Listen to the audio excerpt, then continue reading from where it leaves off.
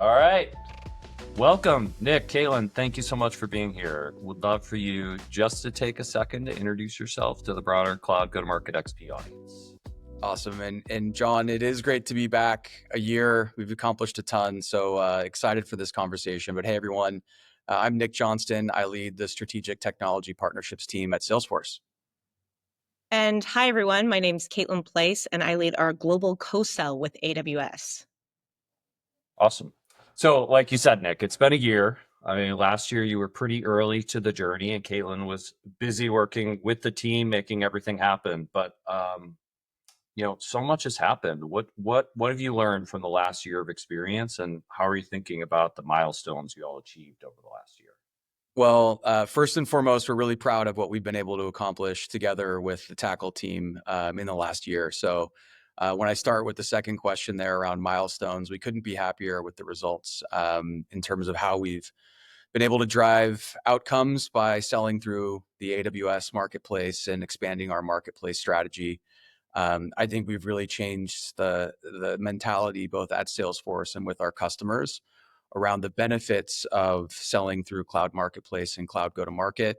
And really excited the fact that we've been the fastest growing ISV ever for the AWS marketplace, thanks to our partnership and the work we've done together and the work that, frankly, Kaitlin's team drove. When we were here last year, we were talking about our strategy, why we went to the place that, or we landed on the place that we did, and how we were thinking about launching on the AWS marketplace. But we built a team behind it also that Kaitlin led, and they drove incredible results. So we're pretty excited.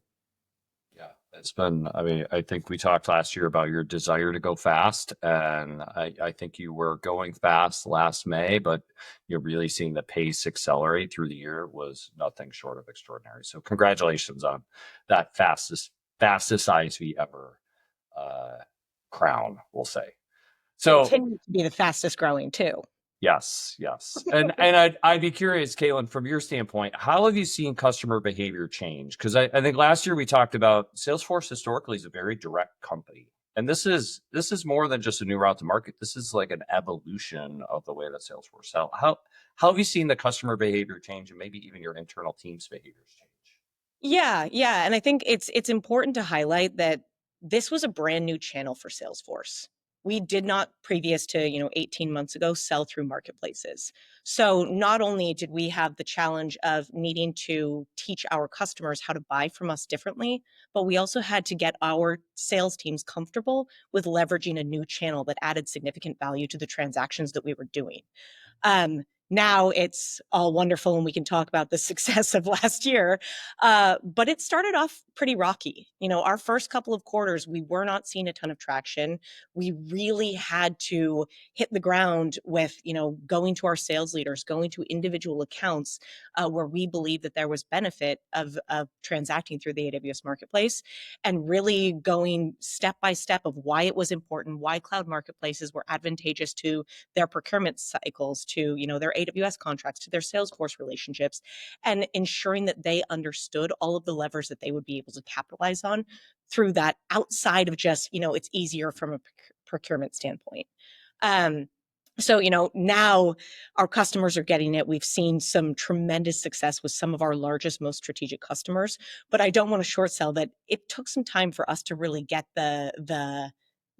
our customers on board with being able to transact through this new vehicle and getting used to Salesforce selling through this means. Now, we only transact through marketplace, through AWS marketplace private offers. So a lot of our selling mechanics stay the same. Our relationships with our customers stay the same. We still control the pricing, which was really important to our sales team and sales leaders.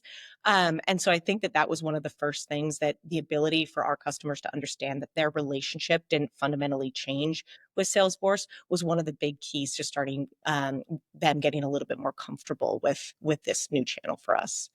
When you saw teams, or whether it was a salesperson or a sales team, get exposure to this new route to market, did that start to spread through that team organically, or is it still like you have to almost convince one by one? Like, what was that transformation like? Initially, it was very much one by one. We had a couple of sellers that got it immediately, many of whom had the larger transactions that went through the marketplace.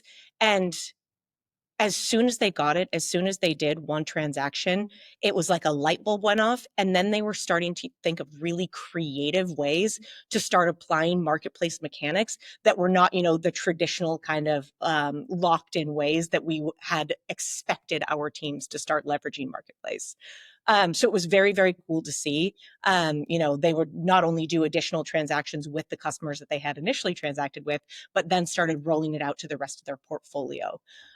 This is where, and when we started seeing that kind of replicated within one seller within a team, all of a sudden their counterparts started, leveraging the exact same plays or kind of, tactics in order to get their customers to transact.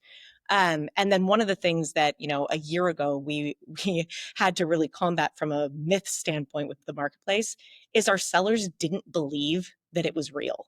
It seemed too good to be true. Because it's one of the, I joke with a lot of our sellers that this is one of the most straightforward jobs that I've ever had, because it's great. Marketplaces are great for our sales teams. They're great for our customers, and they're great for, the marketplace sellers, like AWS, like Google, like Microsoft. So really everybody wins. And so of course, you hear that and it's no, there must be a catch. Someone must be, taking a hit here. And truly there's not. And as soon as our team started getting, deals under their belts, they started seeing that that was the case. And then it just took off like a rocket ship. Yeah, and if I could add to that, John, I think I recall last year highlighting the fact that we made it a top-down requirement that every seller get enabled on how to sell with AWS and use the AWS marketplace. And I think that really ended up being the catalyst of awareness that was important. And then, as Kaitlin referenced, once we started being able to promote the wins, good salespeople are always out there looking at what is driving wins in other parts of their business, and naturally competitive. They see their peers winning big deals with, new ideas or new approaches, and they want to jump to those pretty quickly. So thankfully, on the heels of that mandatory global sales training we had some big wins, and we shouted those from the rooftops, and that really created a snowball effect that we could benefit from as we ramped the overall motion into the end of the year. Yeah, we see that being a key pattern with ISVs embracing this new route to market, just sharing those success stories early. But I think it's a testament to Salesforce's sales culture, how fast people adopted that. Because a lot of times you hear from ISVs, they have to do this like nonstop enablement. I'm sure this wasn't a one and done thing. There's still lots of hand-to-hand combat or support that happens along the way. But I do think, seeing how rapidly that evolved for you all was really impressive. And I think the point I'd share with others that are thinking about how they build their team around this, that I think was really important, is the role that Kaitlin and her team had was to be that ongoing drumbeat into the field. And we aligned Caitlin's org to each of our operating units, which is what we call our different sales functions. And they had someone almost embedded into their sales team who could do ongoing enablement, both planned and unplanned, or proactive and reactive, and then work inside the team's pipeline calls and see opportunities that maybe it makes sense to coordinate with AWS and drive a co-sell motion. So I think it was a best practice we also learned was, how to create the ongoing operating mechanism by having a co-sell team aligned to the sales org that could really bring that new motion to life and support the sellers, and not just how to use the marketplace, but also thinking about how to effectively make sure that value prop that Kaitlin referenced of the customer winning, the partner winning, and Salesforce winning all felt right as we were having the negotiation. So it was great being able to build out that global team and seeing the results work. As you went on that internal alignment journey, were there other areas of resistance? It sounds like from a sales perspective, it was enablement, it was success, it was them understanding why this was good for their customers, why this was good for the cloud providers, why it was good for Salesforce. But what were some of the other areas? Because this ends up being a pretty cross-functional, at least in a lot of organizations. We talked last year, Nick, you said this was like a three-part journey that took like 6 years over time, like many different phases. But after that, I mean, you did so much pre-work, but after that, like what were the other like parts of the org that either took a little longer or you had to massage in ways you didn't expect? I think the biggest one for us is Salesforce is a enterprise selling machine. John, as you mentioned at the outset of this, we have a very, very strong way of selling directly. And this process is completely different to our kind of, inherent way of selling from a process standpoint. So I think one of the biggest challenges that we faced was making sure that our ops teams were aligned with what we were trying to do, and that we were building out sustainable, scalable processes that could scale with the growth that we've seen from marketplace. I think that we, at the beginning of last year, I think that we, set some really ambitious goals that we blew out of the water. And I think that we aligned our development roadmap from, marketplace functionality standpoint to align with that. And I think that now, we really need to make sure that those operations are continuing to excel and build the functionality so that these types of transactions are as close to parallel or in parity with our direct sales motion as humanly possible, so that we're not putting the operational burden of a new channel onto our sales teams, and instead integrating marketplace as though it is just another option in a bag of additional ways that they can sell to customers.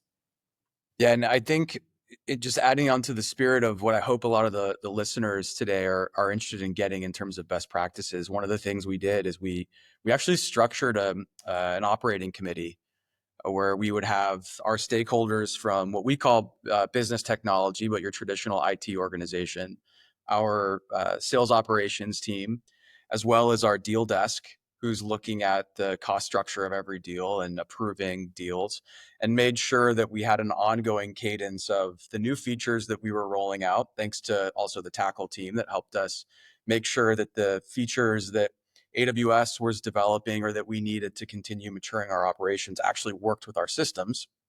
But once we had like a good line of sight to our roadmap, what are the implications in terms of manual process work? How are we thinking about automating, to Kaitlin's earlier point? What does this mean when we're looking at deals, and in some instances as we're negotiating deals, the customer is not necessarily certain if they want to go via the marketplace or just transact directly. So what might those implications mean from a pricing standpoint, and how we think about what deal desk needs to approve? And then all the way down to just the sales ops resources that at the end of a quarter are very resource constrained, and how do we properly plan to make sure that like the pipeline in front of us, we can actually deliver on with any of the manual steps that we had to pick up as we were kind of building the automation while at the same time taking this new process forward. So we had a decent amount of things that a year ago were pretty manual, and now we started to automate. So having that steering committee and the governance structure, so everyone was on the same page operationally, I think was also very important. That's great. So I mean, we talked a little bit about like business application providers embracing marketplaces, and when you all launched, it was I feel like it was one of those shots heard around the world in the cloud go-to-market ecosystem. Like Salesforce is embracing AWS Marketplace, world-class direct selling organization, and still to this day, I have people in vertical applications and business application say, does my buyer actually buy that way? And I'd love to hear, I mean, we talked a little bit about procurement last year as part of the puzzle, but I'd be curious to see how that's played out as this has gone to scale across the organization. Are the buyers there, and what advice would you give to other vertical application providers out there? Yeah, I think that we have been surprised with how ubiquitous the customers' interests have been through all of our segments and all of our verticals.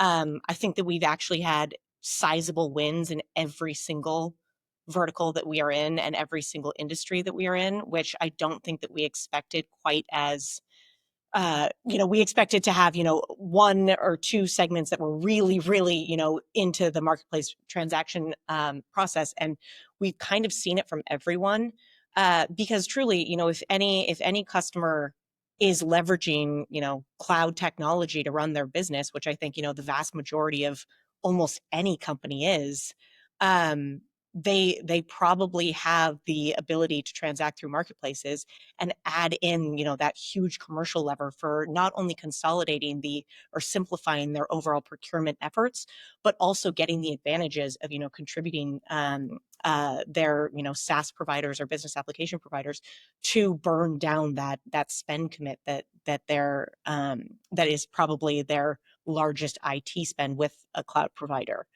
So I think that's, the biggest lever from the marketplace standpoint that Salesforce has really been capitalizing on is we have customers that have this spend that they can allocate towards business applications that they can now use to buy Salesforce. And that was the big aha for a lot of our sales teams, but also for a lot of our customers that I don't think quite realized how powerful that would be, not only to their individual functions, so a business user buying a specific application, but also to their overall procurement strategy, all the way up to a customer's CFO who is now able to consolidate a lot of their spend and make sure that they're going to hit their spend commitment to their cloud providers, which was really, really exciting and made us a lot of friends within the CTO and CFO organizations. Great. So I'm curious. I mean, there's still a lot of conversations, and this may be more of an ecosystem wide, because I think Salesforce has a unique position. But relative to co-sell, like co-selling with the clouds is a hot topic amongst all ISVs, and your mileage varies based upon the size of company you are, based upon your maturity, based upon how big your deals are. There's a lot of variables in there. But what's really happened with co-sell from a Salesforce standpoint over time? And then even as you think more about the broader community, if you had any guidance to say, like, understanding Salesforce may be a little unique, what other advice would you have for others relative to how to maximize the impact of co-sell? Yeah. So great question, because partner co-sell is obviously always a little bit tricky, especially when you talk about large organizations that are inevitably going to be stepping on each other's toes from a product development standpoint, or a go-to-market standpoint. With AWS Marketplace, so previous to us launching AWS Marketplace, I did co-sell with AWS and many of our other strategic partnerships for 4 years. Marketplace was a huge lever for us unblocking scalable co-sell with AWS. And the reason for that is because it removed the barrier of AWS reps wondering what was in it for them and why they would engage with Salesforce to help us sell products that, they believed that we could either sell ourselves, or they weren't seeing significant, positioning of AWS native products. So I think that's the big place that we saw or that we've seen a huge co-sell advantage is now we quickly get to demonstrate or build trust with the AWS teams because we are aligned around a commercial strategy to benefit our customers. So we come in, we have products that are ready to position that we want to push through the marketplace, either because our customers are demanding it or because, there's significant commercial advantages to it. And the AWS team is willing to lean in with us because, it's a pretty great lead for them to get from Salesforce. We do a lot of the heavy lifting with positioning those initial products.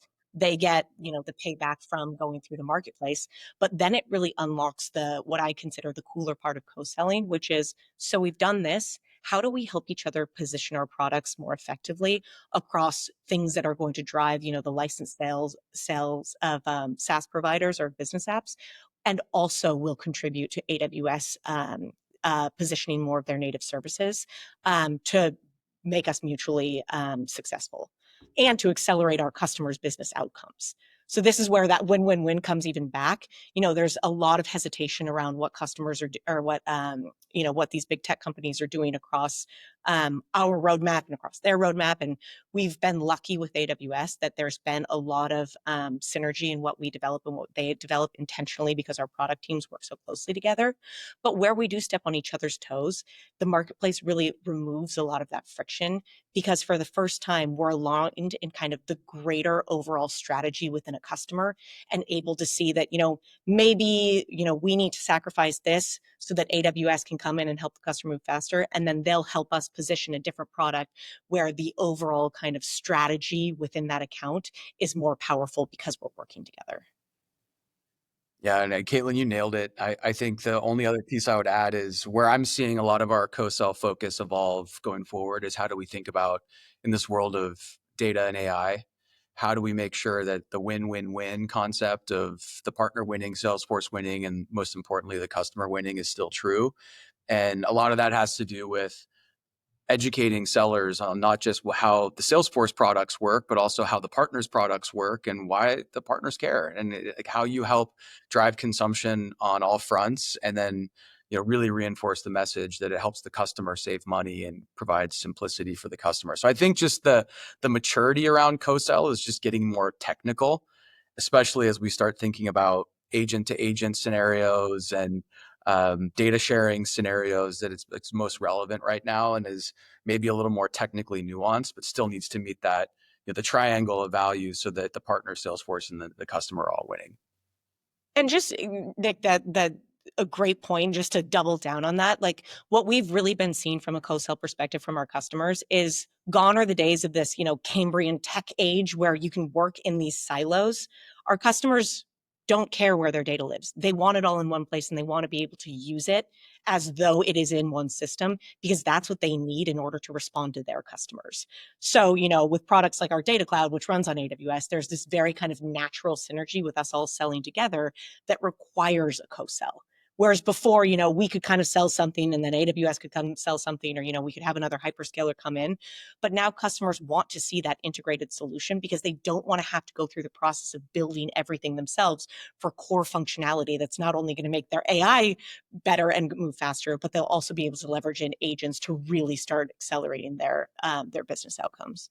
And so much of that talk track really centered around collaboratively aligning to the outcome that matters to the joint Exactly. customer. And I'm curious because I think a lot of people expect to get leads, like, and it's the most common question I get from people who have never done this before. They're like, "Well, what are the leads I'm going to get?" I'm like, "Hey, it's a lot more nuanced than that." But I'm just curious, like, do you think about leads? I don't think you all do, but it's We like love if leads. one came, Always it's think about great. leads. Yeah. Leads are great. I have a personal opinion on this, which Nick might not agree with, but Hey, my little personal, conflict on the call is great. Like yeah. it's So my personal opinion about the leads place, because that was something that our leadership, our top leadership at Salesforce was very, very interested in. Great. We've entered into the marketplace. Where are the leads coming from? Now, we do get leads from AWS, but it's more around customers that want to buy through marketplace, customers that they know are Salesforce customers that want to buy through marketplace. But from a product standpoint, we have what I consider one of the best enterprise sales teams in the entire world. And AWS, someone that does not, have kind of that core understanding of our products, finding something within a customer that we are actively working that we have no visibility into is pretty rare. But now with marketplace, the leads conversation does change, because now there's a mechanism that we may not have visibility into that the AWS team will be intimately involved with. They will know, when their customer is primed to buy, and when they when they're are doing a looking for demand. PPA, like yeah, All of what these things. Yeah, that's exactly. right. And those are the places that they don't necessarily get us, net new leads that we have no visibility into from a product standpoint. But what they do is help us drive the urgency, or help drive a compelling event that can help us lock in a product. And that's very advantageous.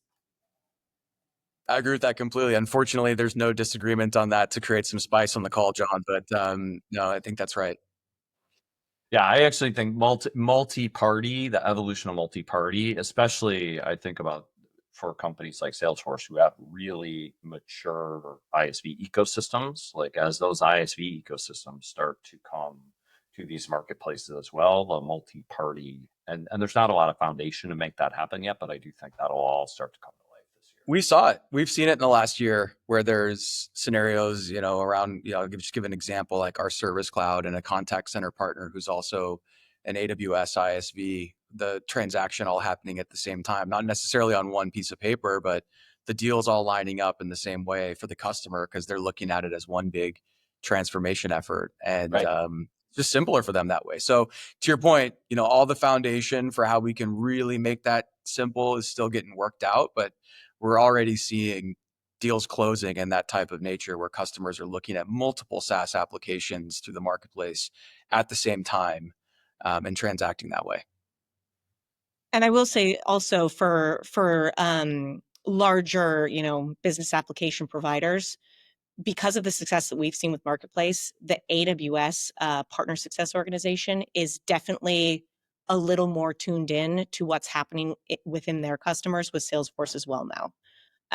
Which, they're more interested in what our strategy is. They're more interested into where, into learning how our products work, which we previously hadn't seen as much of because they obviously have a huge ISV ecosystem. And so that marketplace success, it's not the only thing, because obviously driving native, driving their native or core consumption is the place where they really want to sell into. But marketplace is a great indicator of where they can actually capitalize on it. So it helps kind of accelerate or keep you top of mind for that team. And you all have a pretty sophisticated system integrator ecosystem as well. Are you starting to see marketplace and system integrator come to life more? The system integrators are very, very interested in marketplace. I think that there is a huge opportunity for them to lean in a lot more. And we've been working with some of, the larger GSIs on strategies to do that. I think that the trick with SIs or GSIs is that is still, we are still looking for product positioning there.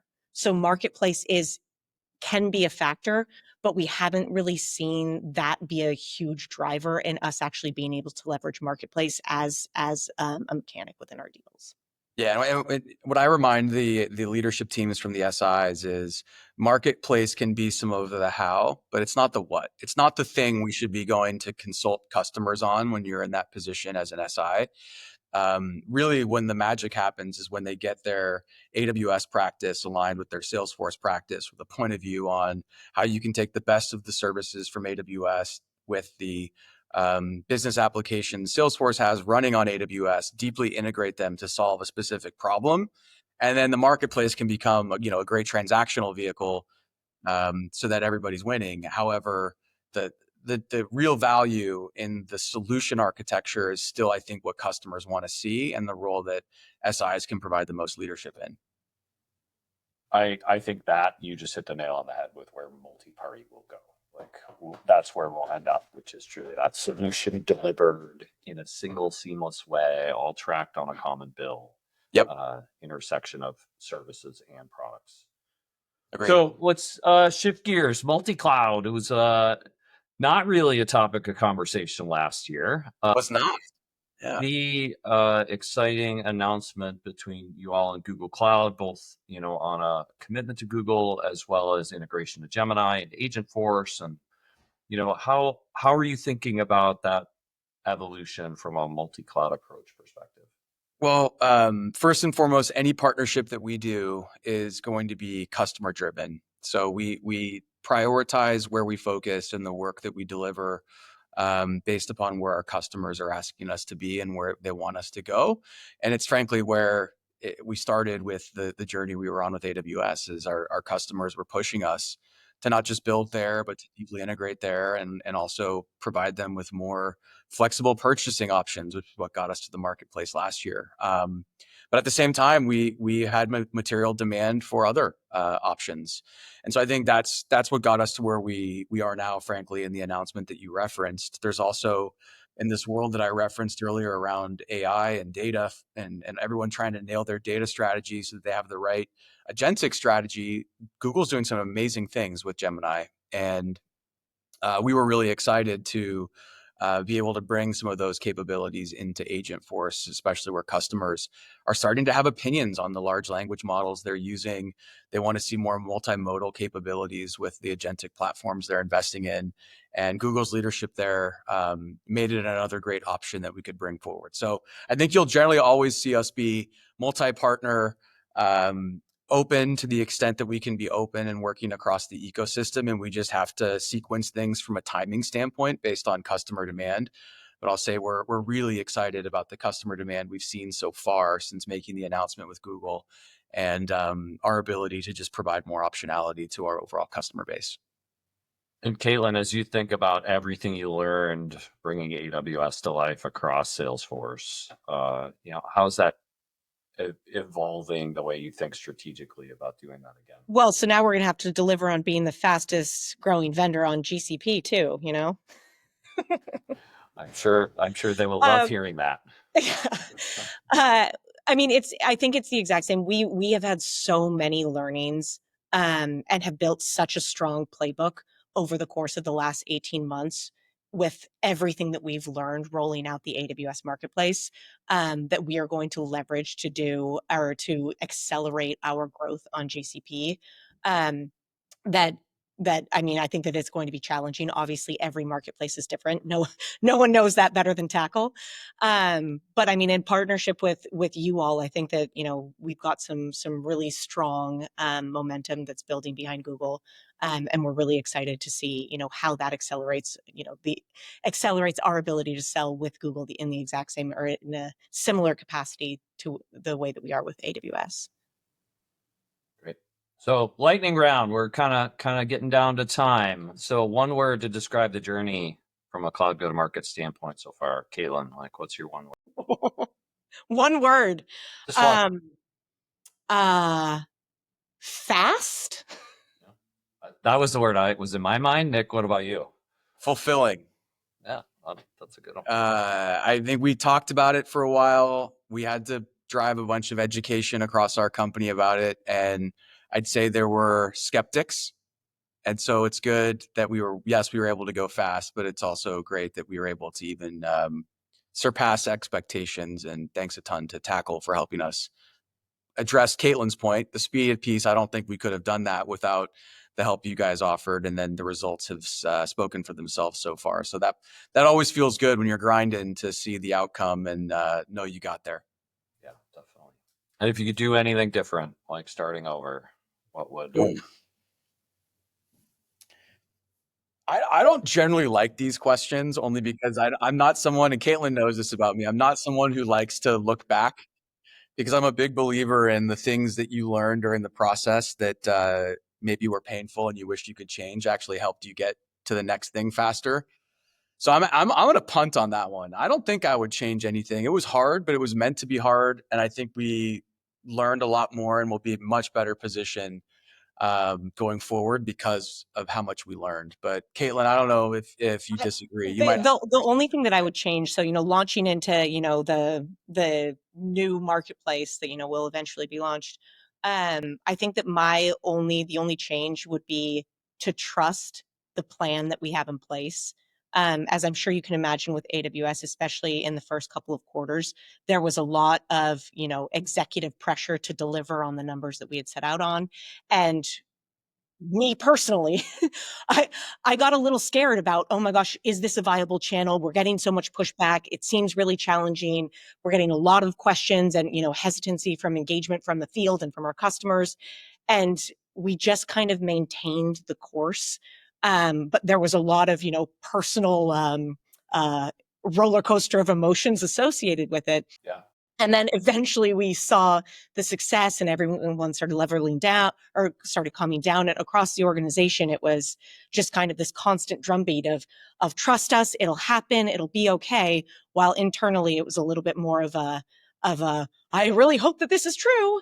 And so I think, and we had a great plan. We had done all the due diligence. We were confident that it was going to happen. But I think that, moving forward, I would kind of give us a little bit more leeway just because it's not happening immediately, just because it might be taking a little bit more time than we thought. That's okay. We still trust that it's going to happen, and we're still going to continue on with the plan because we know that this is, a viable mechanism that's important to our customers, that's important to our partners, and is important to Salesforce, or will be important to the, stability of Salesforce moving forward. Yeah, that's such a great bit of advice, especially for the larger companies, because it takes time. And you did have a world-class plan. You invested so much time and energy and thoughtfulness into getting all the right people aligned. So I love that one. We kind of did pieces of advice. If you had the one piece of advice for anybody.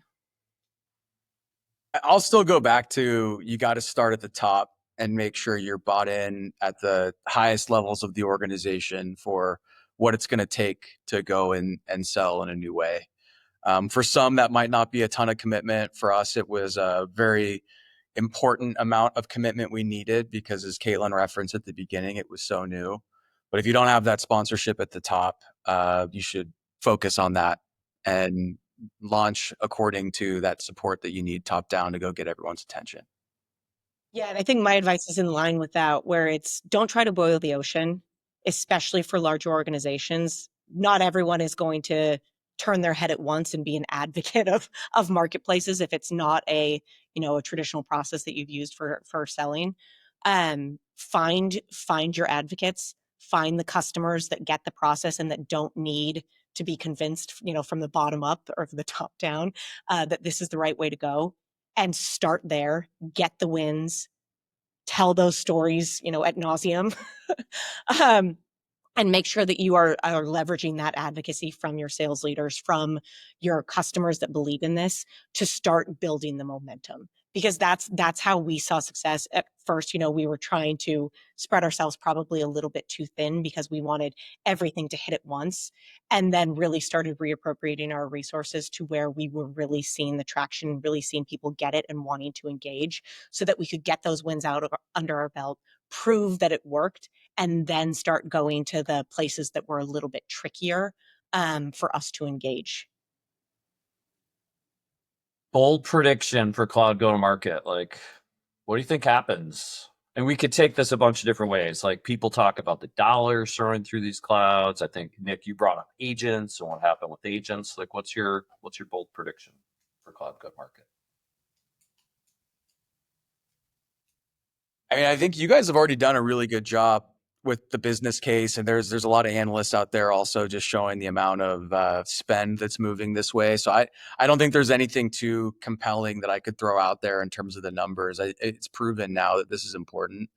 I'll stick to the agent piece because I think the concepts around agent to agent interactions and agent handoffs and what are a business applications really going to look like in a world where maybe you are only logging into a single prompt interface and asking it to help you do your job, and it's touching 10 to 15 different apps behind the scenes on that. What that actually looks like from a purchasing standpoint is going to be totally different. So I think the big prediction I'll call out is we're going to see a significant shift in the way that cloud go-to-market is working towards consumption and towards being able to track actual agent utilization and agent engagement and the underlying data to be more of the real-time type of billing, in arrears type billing, and aligned to outcome type billing that agents are going to provide.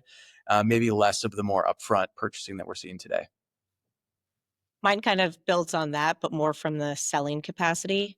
I think that cloud marketplaces meaningfully change the way that we engage with our partners. They allow us to make it easier for customers to handle co-sells. So not just having vendors come together with, solutions that are complementary, but really helping their back-end business adapt to that process. So yes, we're there from a technology standpoint with AI, with agents, all these things that require companies coming together.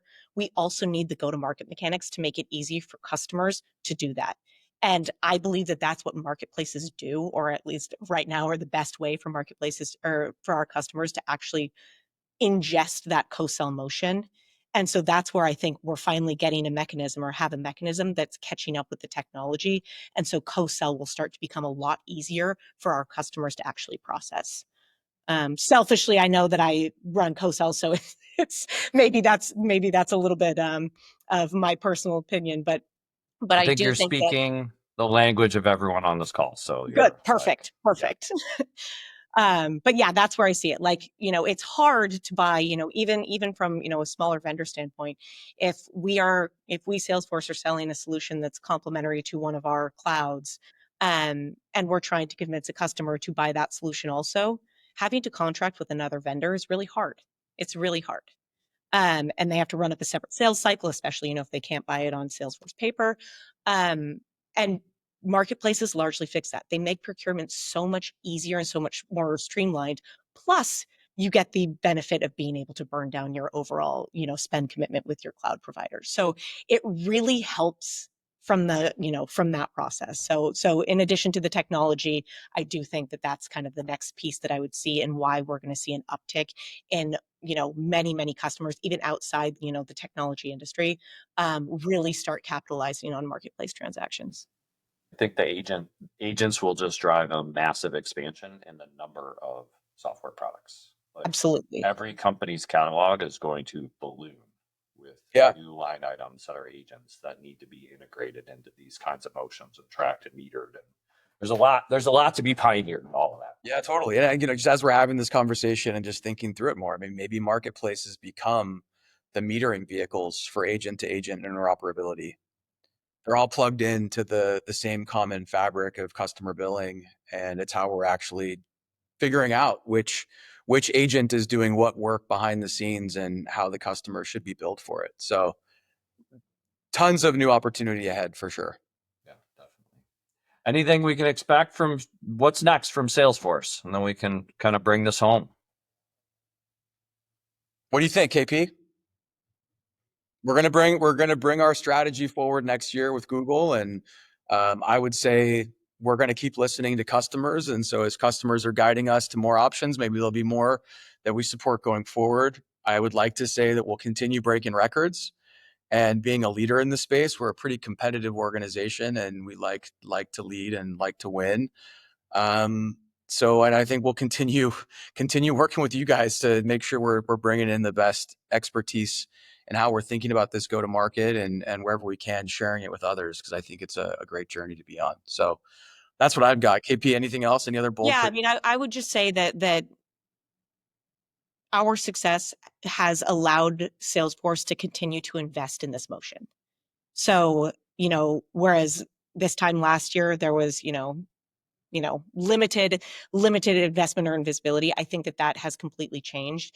And I think that, it's in line with everything that we've been saying here. Salesforce is seeing our customers lean into this. They're seeing our sales teams lean into this. They're seeing our partners, our hyperscale partners lean into this. And so it is something that we are going to continue to invest in and make easier, not only for our sales teams, but also for our customers and our partners to be able to leverage. Thank you. Thank you so much. Yes. Thank you so much for sharing your story. Congratulations on being the fastest growing ISV ever. I can't wait to see where things continue to go. And I know I speak on behalf of everyone at Tackle who supports you. It is an absolute pleasure to work with the Salesforce team. Likewise. And you guys are part of that win too. Couldn't have done it without you. So appreciate it. Thank you for having us again, and looking forward to the next one.